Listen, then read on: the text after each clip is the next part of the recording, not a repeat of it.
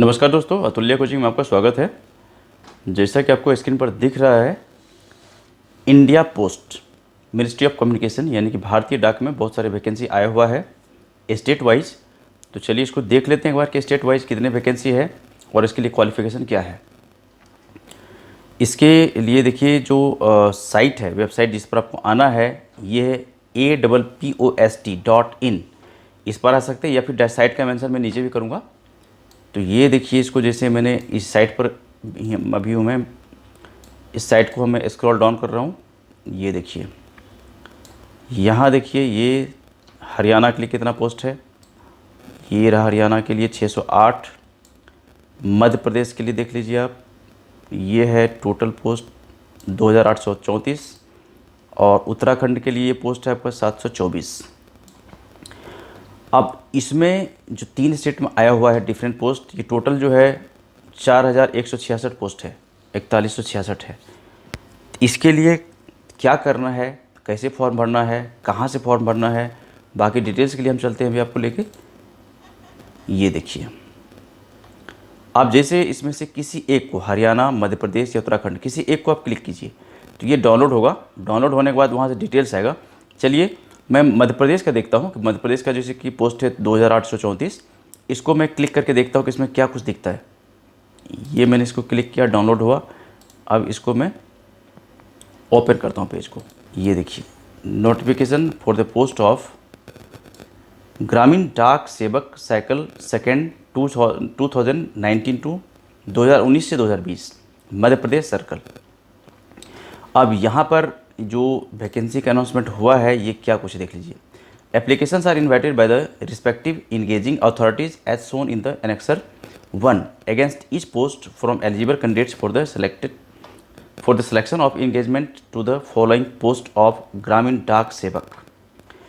आप देखो, इसमें जो पहला जॉब प्रोफाइल है, पहला पोस्ट है आपका ये ब्रांच पोस्ट मास्टर, जिसको हम BPM बोलते हैं।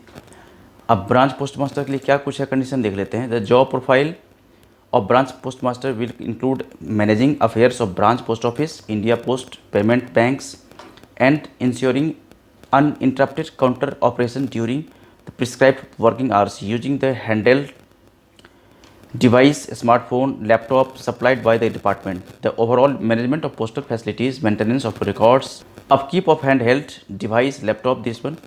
अब देखो, इसको डिटेल्स में आप देख लेना। बल्कि यहाँ पर देखो, एक चीज़ यहाँ बड़ा क्लियरली मेंशन है, आप भी देख लो इसको। ये देखिए, यहाँ पर जो अंडरलाइन किया हुआ है, ये क्या चीज़ है, देख लेते हैं इसको। ये देखिए, the work perform for IPPB will not be included in calculation of TRCA since the same is being done on incentive basis.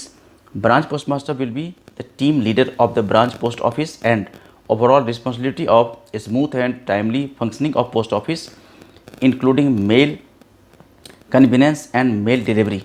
She might be assisted by assistant branch postmaster of the same branch post office.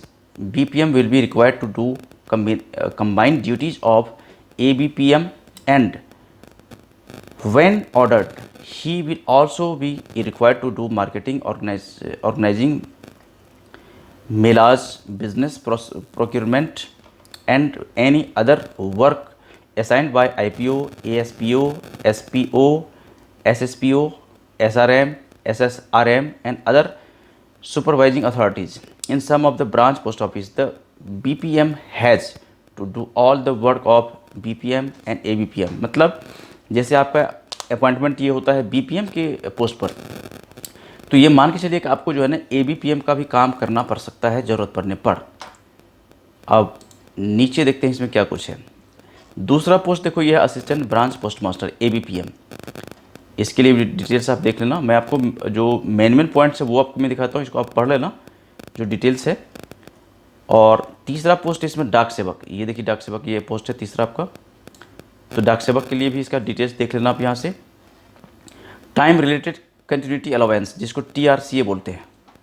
The following minimum TRCA shall be payable to the categories of GTS as mentioned in the direct order. अब देखो, इसमें बताया गया है कि BPM जो branch post master है, यदि आप मिनिमम TRCA फॉर 4 आवर्स, यदि 4 घंटे का आप काम करते तो उसके लिए क्या होता है कि जो सैलरी आपका रहता है ये होता है 12,000 पर मंथ, ठीक है। और यदि आप 5 आवर्स का स्लैब लेते, 5 आवर्स का TRC आपका होता है, आप 5 घंटे काम करते तो फिर आपका होता है ये 14,500, ठीक है। और दूसरा जो इसमें ABPM उसके लिए 4 घंटे काम होता है तो ये है 10,000 का, और 5 घंटे काम होता है तो ये होता है 12,000 का। चलिए अब नेक्स्ट देखते हैं इसमें क्या कुछ है। दूसरा जो है details of vacant post of which applicants are called for are shown in the next 1। अब देखिए यहाँ पर पहले देखते हैं इसमें एलिजिबिलिटी क्या है, कौन भर सकता है इसको, क्या इसके लिए क्वालिफिकेशन चाहिए। The minimum and maximum for of age for the purpose of engagement of GTS post shall be 18 से 40 ईयर। पहली बात तो ये आपका एज जो है ये 18 से 40 साल के बीच में होना चाहिए। रिस्पेक्टिवली एज ऑन 8/6, ये जो एज काउंटिंग होगा 8 जून को काउंटिंग होगा। The date of notification of the vacancies, permissible relaxation in upper age limit for different categories is as under. अब इसमें जो शेड्यूल्ड कास्ट है उसका देख लेते हैं। Scheduled caste, scheduled tribes, SC ST जो उसमें 5 साल का छूट मिलेगा, और अदर बैकवर्ड OBC जो उसको 3 साल का छूट मिलेगा। यानी कि ये जो 18 से 40 है ये तो सबके लिए है, जनरल के लिए है, लेकिन जनरल के अलावा जो किसी कैटेगरी में आते हैं तो उसको इस तरह का छूट मिलेगा, ठीक है। अब देख लेते हैं कुछ और भी। ये इकोनॉमिकली वीकर सेक्शन EWS के लिए नो रिलैक्सेशन है। पर्सन्स विद डिसेबिलिटीज़ है PWD, उसको 10 साल का छूट रहेगा। Persons with disabilities PWD plus OBC जो दोनों है, OBC में भी आते हैं PW में भी आते हैं तो उसको 13 साल का छूट है। Person with disabilities PWD SC ST, यदि SC ST में आता है तो 15 साल का छूट रहेगा उसको। There will be no relaxation in upper age limit to EWS candidates, ये तो क्लियर लिखा हुआ है यहाँ पर। अब उसके बाद देखो नेक्स्ट एजुकेशनल क्वालिफिकेशन हम देख लेते हैं यहाँ से। Secondary school examination pass certificate of 10th standard with passing marks in mathematics, local language and English. देखो लोकल लैंग्वेज इसमें आपको आना चाहिए। जिस किसी स्टेट के लिए भरोगे, आप चाहे हरियाणा जाओ, मध्य प्रदेश है, उत्तराखंड है, या किसी स्टेट में जाओगे तो वहाँ का लोकल लैंग्वेज आपको आना बहुत अनिवार्य है इसके लिए। और 10वीं पास होना ये भी अनिवार्य है। उसके बाद देखो क्या बता रहा है यहाँ पर नेक्स्ट जो इसमें जो आ रहा है, the candidates passed 10th class examination in first attempt will be treated as meritorious against those passed compartmentally. मतलब जो कंपार्टमेंट लेकर के पास किया है और दूसरे कैंडिडेट वो हैं जो पहली बार में ही पास किया है, तो जो पहली बार में पास किया उनको प्रायोरिटी दिया जाएगा, ठीक है। और computer knowledge of local language अब दूसरा पॉइंट है यहाँ पर, compulsory knowledge of local language. The candidate should have studied the local language at least up to 10th standard as declared by the state government और as per constitutional provision relating to the 8th schedule of constitution. मतलब ये हुआ कि आपको जिस state में apply करोगे वहाँ का लोकल लैंग्वेज आपको पता होना चाहिए। क्योंकि देखो पोस्ट ऑफिस में क्या होता है, जब पब्लिक जाते तो बहुत सारी पब्लिक ऐसे होती है कि अपने लोकल लैंग्वेज में बात करना पसंद करता है, तो वहाँ पर आपको उसको पब्लिक की भाषा समझने में आना चाहिए। मतलब लोकल लैंग्वेज आपको अच्छी तरह आना चाहिए। उसके बाद ये देखो, ये डिफरेंट सर्कल है। जैसे आंध्र प्रदेश है तो आंध्र प्रदेश उसमें क्या बोलते ये लैंग्वेज देख लो। आसाम में यदि आप रहते हैं तो आसाम में क्या बोलते वो देख लो। हालांकि देखो अभी 3 ही स्टेट की हम बात करेंगे, मध्य प्रदेश, हरियाणा, उत्तराखंड। तो चलिए मैं उसी स्टेट पर आपको लेके चलता हूँ कि वो लैंग्वेज क्या होता है और आपको क्या आना चाहिए। हरियाणा देखियो मैं आ गया, यहाँ पर आपको हिंदी आनी चाहिए। यदि हरियाणा के लिए भरना चाहते हैं तो आपको हिंदी आना चाहिए। और यदि आप उत्तराखंड या फिर मध्य प्रदेश का भरना चाहते हैं तो वहाँ देखो मध्य प्रदेश का भी आपका लोकल लैंग्वेज हिंदी है। और तीसरा हमने टारगेट किया है उत्तराखंड, तो उत्तराखंड का भी लोकल, मतलब कि यदि हिंदी आपको आ रही है तब तीनों भी स्टेट और किसी एक स्टेट के लिए भरेंगे, ये भी बात है, ठीक है। अब basic computer training, the candidates for all approved categories for of GDS preferred to in above will be required to furnish basic computer training course certificate of at least 60 days duration from any computer training। आपको 2 महीने का किसी भी computer training institute से certificate होना चाहिए आपके पास पढ़ाई करने का। How to apply, only online application will be accepted from the candidates who desire to apply online will have to register himself herself portal through. ये 2 पोर्टल है जिस पर इसके थ्रू आपको अप्लाई करना है, बाकी पोस्ट ऑफलाइन अप्लाई एक्सेप्ट नहीं होगा, ये ध्यान रखना। ये 2 वेबसाइट है जिसके थ्रू आपको अप्लाई करना है। और एज हमने जैसा बताया उसमें 18 साल तो है, लेकिन ये आपका जो आखिरी डेट रहेगा 8 जून से शुरू हो रहा है ये, और ये चलेगा आपका 7 जुलाई तक, यानी कि आखिरी डेट 7 जुलाई है। 7 जुलाई तक ये फॉर्म वगैरह भर लेना अच्छी तरह से।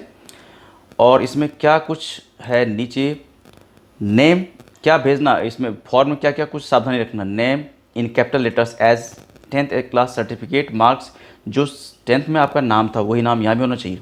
Father name, mobile number, date of birth, gender, community, state in which 10th class pass, ये सारा पढ़ के आप अच्छी तरह से भरना, ठीक है। अब फी पेमेंट क्या, applicant of category OC, OBC, EWS, male, ये सब के लिए 100 रुपीज़ है। डॉक्यूमेंट में क्या क्या करना, पहला डॉक्यूमेंट है 10th क्लास SSC सर्टिफिकेट और 10th class SSC certificate combined marks memo. दूसरा देखो क्या है यहाँ पर, ये हर चीज़ आप अच्छी तरह देखना। तीसरा क्या, डेट ऑफ बर्थ आपको भेजना है। चौथा कंप्यूटर सर्टिफिकेट जो बताया हमने। 5वां कम्युनिटी सर्टिफिकेट। 6ठा फ़ोटो। 7वां सिग्नेचर। 8वां सर्टिफिकेट ऑफ डिसेबिलिटी यदि कुछ है तो। 9वां सर्टिफिकेट ऑफ ट्रांसजेंडर, ठीक है। और ये सारा JPG मोड में होना चाहिए। देख लीजिए फॉर्मेट भी दिया हुआ किस फॉर्मेट में और कितना इसका साइज होना चाहिए, सारा इसको देख लेना आप। This document is computer generated and no signature is required. Queries of candidates related to notification में बी गिवन टू, यदि आपकी कुछ परेशानी है, कुछ दिक्कत है तो आप देखो इस मेल पर कर सकते हैं यहाँ पर, या फिर ये कॉन्टैक्ट नंबर है, यहाँ से हेल्प ले सकते। कोई दिक्कत होती है आपको, मान लो भरने के क्रम में कोई आपको लगता है कोई परेशानी आ रही है, कोई समझ में नहीं आ रहा, तो आप इस नंबर पर फ़ोन कर सकते हैं, ठीक है। तो ये हमने देखा।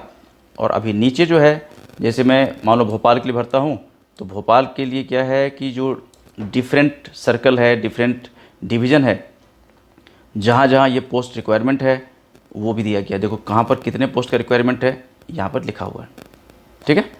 तो चलो आप इसको भरिए, बाकी डिटेल्स आप देख लेना यहाँ से, बहुत लंबा लिस्ट है ये पोस्ट का।